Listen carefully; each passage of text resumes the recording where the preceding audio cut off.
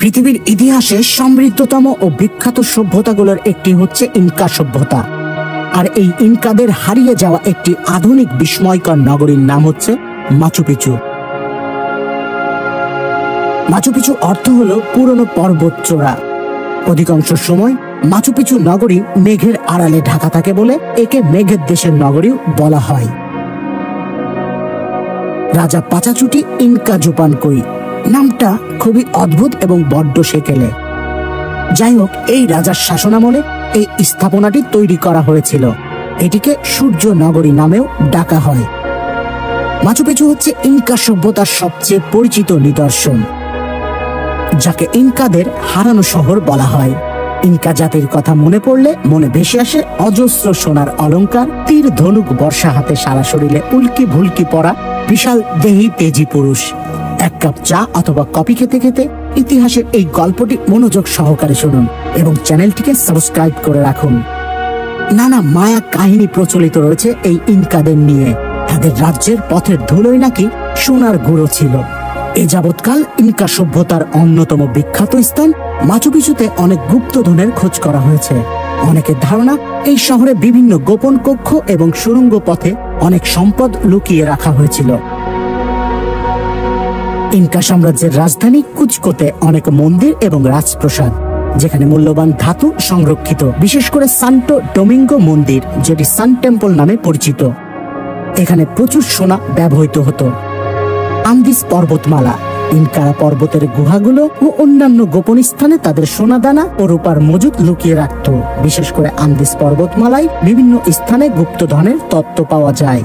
অনেকের অনেক মন্তব্য, আর এই রহস্যগুলো জানতে চলুন অনেকটা পিছনে ফিরে যায়। আন্দিস পর্বতমালা পেরুর কুচকো প্রদেশে অবস্থিত একটি পর্বতের চূড়ায় ইনকাদের সেই হারানো শহর মাচু পিচু। এখন অবশ্য গোটা পাহাড়টির নাম হয়ে গেছে মাচু পিচু। এই পাহাড়ের এক পাশ চূড়া থেকে একেবারে খাড়াভাবে 600 মিটার নিচে উরুবাম্বা নদীর তলদেশে গিয়ে মিশেছে। অন্যদিকে হুয়ানা পিচু নামের আরেকটি পর্বত খাড়া হয়ে উঠে গেছে আরো কয়েক হাজার ফুট উঁচুতে। সুতরাং দুই দিক দিয়েই শহরটি প্রাকৃতিকভাবে বেশ নিরাপদ ছিল। এই কারণে শহরটিকে ইনকাদের প্রাচীন দুর্গ নগরী নামেও ডাকা হয়। ইনকা সাম্রাজ্য 2500 মাইল বিস্তৃত, আর মাচু পিচু শহরটি সমুদ্র পৃষ্ঠ থেকে প্রায় 2400 মিটার অর্থাৎ 7875 ফুট উচ্চতে অবস্থিত, যা বিশ্বের অন্যতম উচ্চতম ভবন বুর্জ খলিফার 3 গুণ বেশি উচ্চতা। একটাবার ভেবে দেখুন তো, যে এত উঁচুতে তারা কিভাবে একটা আস্ত শহর তৈরি করে ফেলেছিল, তাও আবার অনেক বছর আগে। সত্যি এটা অনেক বড় একটা রহস্য। মাচু পিচু নির্মিত হয়েছিল 1450 সালের দিকে। এর 100 বছর পরেই স্প্যানিশরা ইনকা সভ্যতা আক্রমণ করে, ধ্বংস করে ফেলে তাদের বেশিরভাগ শহরই। কিন্তু কি আশ্চর্যের বিষয়, সেই সময় এই মাচু পিচু শহরটি তারা খুঁজেই পায়নি। এদিকে মানুষজন না থাকার কারণে শহরটিও ধীরে ধীরে পরিত্যক্ত হয়ে পড়ে, আর এইভাবেই চাপা পড়ে থাকে কয়েকশো বছর এই শহরটি। এরপর 1911 সালে আমেরিকার ইয়েল ইউনিভার্সিটির হাইরাম বিংহাম নামের এক মার্কিন ঐতিহাসিক মাচু পিচু শহরটি আবিষ্কার করেন। পশ্চিমা জগৎ মাচু পিচু আবিষ্কারের কৃতিত্ব নিলেও এই এলাকার কৃষকরা অনেক কাল ধরে জানতেন এই সভ্যতার কথা, কারণ তারা দীর্ঘদিন এই পাহাড়ের আশেপাশেই বসবাস করছে। অনেকেই বিশ্বাস করতেন যে এই মাচু পিচু শহরটি অনেক পবিত্র একটি জায়গা ছিল, আবার অনেকেই বিশ্বাস করতেন এই শহরে ইনকা সম্রাট বসবাস করত। কেউ আবার বলেন এটা ছিল ইনকাদের দুর্গা। মাচু পিচুর সৌন্দর্যের আকর্ষণ হলো আশেপাশের ঘন সবুজ বন। প্রতি বছর পৃথিবীর নানা প্রান্ত থেকে লক্ষ লক্ষ পর্যটক ছুটে আসে এই মাচু পিচু অঞ্চলে। অনেক কাল আগের কথা, ত্রয়োদশ শতাব্দীর প্রথম ভাগে পেরুর উচ্চভূমি কুচবেন অঞ্চলে ইনকা সাম্রাজ্যের যাত্রা শুরু হয়। বর্তমান ইকুয়েডর, পেরু, বলিভিয়া, উত্তর পশ্চিম আর্জেন্টিনা, উত্তর চিলি ও দক্ষিণ কলম্বিয়া ইনকা সাম্রাজ্যের অন্তর্ভুক্ত ছিল। ইনকা সভ্যতায় ধর্মভিত্তিক কুসংস্কারের কোনো শেষ ছিল না। সূর্য দেবতা ইনটি ছিল ইনকা ধর্মের মূল কেন্দ্র। তবে এর পাশাপাশি তারা স্থানীয় অনেক দেবদেবীকে পূজা করত এবং নরবলি তাদের অনেক পছন্দ ছিল। ইনকা সভ্যতার সবচেয়ে নির্মম দিকগুলোর একটি ছিল আগ্নেয়গিরি বা দেব দেবতাদের কাছে শিশুদের উৎসর্গ করা।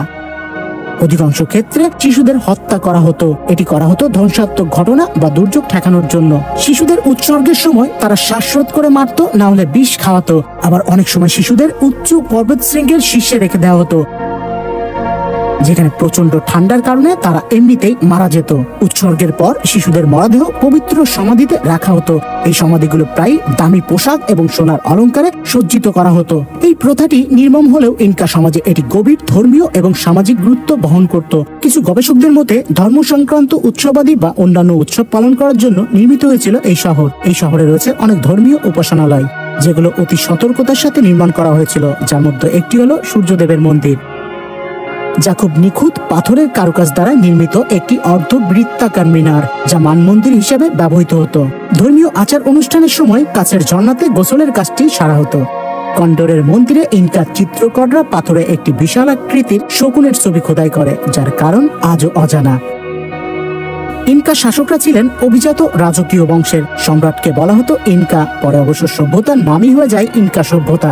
সাধারণ ইনকাদের বাড়িগুলো হতো ছোট ছোট, সবাই একসঙ্গে বসবাস করত। এরা বাড়ি তৈরি করত পাথর ও মাটির ইট দিয়ে আর মেশাতো ঘাস কাদা। ধনীরা অবশ্য বড়সড় পাথরের সুন্দর প্রাসাদে বাস করত।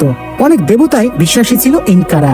ভিরাকোকা ছিলেন প্রধান দেবতা, তিনি ছিলেন ইনকাদের স্রষ্টা। অন্য একটি দেবতার নাম ছিল ইনতি, ইনি ছিলেন সূর্যদেব। ইনকাদের বলা হয় সূর্যের সন্তান। ইনকারা ছিল ধর্মপ্রাণ। তারা ভাবত যে কোনো মুহূর্তেই অমঙ্গল হতে পারে, কাজেই পুরোহিতদের ভূমিকা গুরুত্বপূর্ণ ছিল ইনকা সমাজে। এই সমাজে সবচেয়ে সুন্দরী মেয়েটিকে পাঠানো হতো কুচকোতে। মেয়েটি রাজকন্যা বা সম্রাটের স্ত্রী হবে। মহম্মদী সম্রাট টপা ইনকা শাসন করেছেন 1493 সাল পর্যন্ত। তারপরে সিংহাসনে আসীন হন তার উত্তরসূরি সম্রাট ওয়াইনা কাপাক, যিনি সাম্রাজ্যে বিস্তারে বেশ মনোযোগী ছিলেন। কিছুকালের মধ্যে ওয়াইনা কাপাক এবং তার নিয়োজিত উত্তরাধিকার মারা যান অজানা কারণে। ধারণা করা হয় ইউরোপীয়দের আমদানিকৃত কোনো সংক্রামক ব্যাধিতে তাদের মৃত্যু হয়। ওয়াইনা কাপাকের মৃত্যুর পর তার দুই ছেলে ওয়াস্কার ও আতাওয়াল্পা ক্ষমতার দ্বন্দ্বে লিপ্ত হয় এবং 1532 সালে আতাওয়াল্পা জয়ী হয়ে সিংহাসনে অধিষ্ঠিত হয়। এরপরে শুরু হয় এই রাজ্যকে নিয়ে ষড়যন্ত্র। ফ্রান্সিসকো পিজারো খুবই বড় ধরনের একটি ষড়যন্ত্র করে। 1532 সালে 177 জন সৈন্য ও 62টি ঘোড়া নিয়ে পেরু আসে এবং পেরুর কাজামার্কা শহরে ইনকা সম্রাট আতাওয়াল্পাকে আমন্ত্রণ করে। এরপর ইনকা অভিজাতরা এলে স্পেনীয়রা তাদের হত্যা করে। শুধু আতাওয়াল্পাকে জীবিত রেখেছিল মুক্তিপণ আদায় করার জন্য। 1 ঘর ভর্তি স্বর্ণ এবং 2 ঘর ভর্তি রূপা আদায় করার পর পিজারো আতাওয়াল্পাকে হত্যা করে এবং ইনকা সাম্রাজ্যের রাজধানী কুচকো জয় করে, ইনকাদের দাসে পরিণত করে। এই ইনকা সভ্যতার নিদর্শনগুলো, যা মূলত মূল্যবান ধাতু দিয়ে গড়া ছিল, তারা তা গলিয়ে ফেলে স্বর্ণ ও রূপার লোভে। 1535 খ্রিস্টাব্দে লিমা নামে নতুন শহর প্রতিষ্ঠা করে পিজারো। সেখান থেকেই পেরু শাসন করে। এরপর স্পেনীয়দের মধ্যে শুরু হয় লড়াই সংঘর্ষ। এরই পরিণামে 1541 খ্রিস্টাব্দে পিজারো 66 বছর বয়সে লিমায় নিজ প্রাসাদে খুন হয়। সব থেকে আশ্চর্যের বিষয় হলো পিজারোর সৈন্যরা ভিলকাবাম্বা ধ্বংস করলেও মেঘাচ্ছন্ন পাহাড়ের উপত্যকায় নির্মিত মাচু পিছু তারা কখনোই খুঁজে পায়নি। তাই মাচু পিছু অধরা ও অক্ষত থেকে যায়। কিন্তু এর রহস্যের কোনো কিনারা আজও হয়নি। হয়তো ইনকাদের অস্তিত্বকে জানান দিতেই এই দুর্গ নগরী অক্ষত রয়ে গিয়েছিল, কারণ পিজারো ভিলকাবাম্বার মন্দির থেকে শুরু করে সম্পূর্ণ পাথরের নগরী ধ্বংস করে ফেলেছিল। তারা বেছে বেছে স্থানীয় লোকেদের সকল ধর্মীয় তীর্থস্থানকে ধ্বংস করে, কিন্তু অক্ষত রয়ে যায় এই মাচু পিছু। কালের বিবর্তনে হারিয়ে গেছে অনেক সভ্যতা, কিন্তু তাদের অস্তিত্ব আজও আছে ইতিহাসের পাতায়। ঠিক সেরকমই একটি জাতি হলো এই ইনকা সভ্যতা।